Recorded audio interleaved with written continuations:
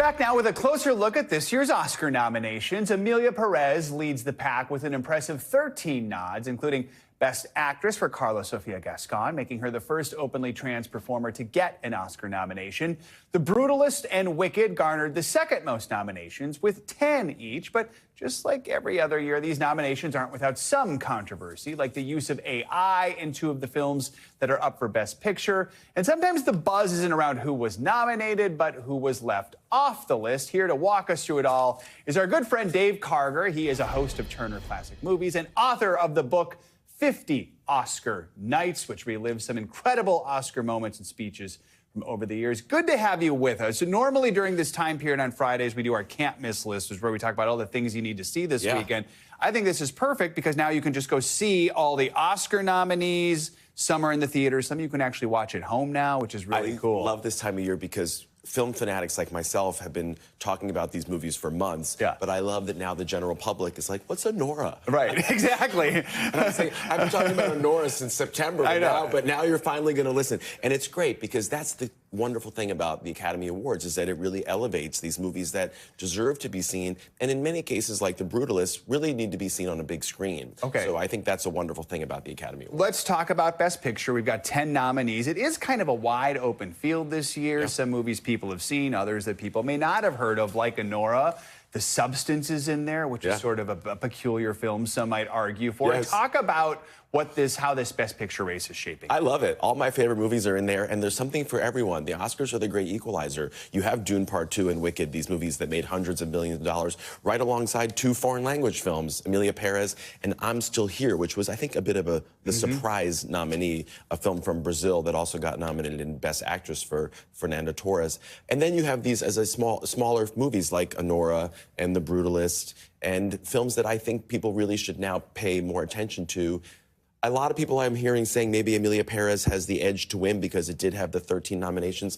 I think The Brutalist is the one to look out for with 10 big nominations. I could see a world in which that wins Best Picture, Director, and Actor and has like a mini sweep. Could have a big night for it. All right, let's talk about Best Actress first of all, because Demi Moore gave that incredible speech at the Golden Globes. It does what the Oscars love, which is take someone who's been around a while but hasn't been honored in this way. So modest. And gives them that platform. But this is a tough category right here because you got some well-known names, some well-respected performances, and then a few people who didn't make the cut who are very well-known, right? Yeah, well, that's the interesting thing about the Best Actress this year is that instead of these A-listers like Nicole Kidman for Baby Girl and Angelina Jolie for Maria, they went with these lesser-known performers who are fantastic. You mentioned Karla Sofía Gascón, who's amazing.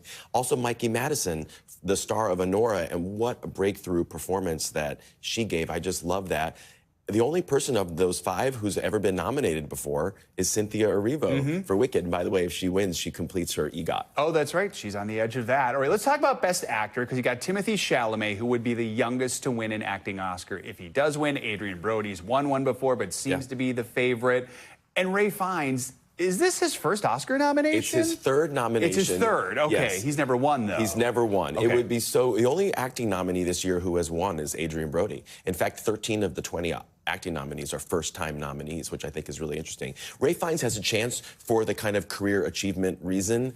I'd love to see Timothée Chalamet. By the way, Timothée Chalamet, first person to get 2 Best Actor nominations before the age of 30 since James Dean. Yeah. I mean, but I think you're right. Adrian Brody has the edge. Yeah, Chalamet will be hosting Saturday Night Live this weekend and is also the musical guest. Can't wait. Maybe he'll be doing a little Bob Dylan for sure. that as well. We've got about 45 seconds left here. Let's talk about director. That's always a controversial category. There's always going to be people who get snubbed. Some people maybe thought Wicked should have gotten a nomination here. For sure. Break this one down for us. Yeah, I think they went a little bit more arty.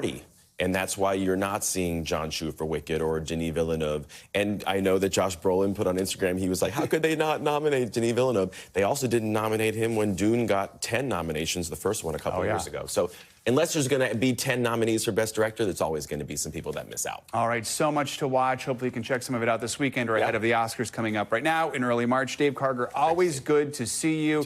Oscars are going to air Sunday, March 2nd. First time ever. The ceremony is also going to stream live on Hulu. That does it for this hour of Morning News Now, but stick with us. The news continues right now. Thanks for watching. Stay updated about breaking news and top stories on the NBC News app or follow us on social media.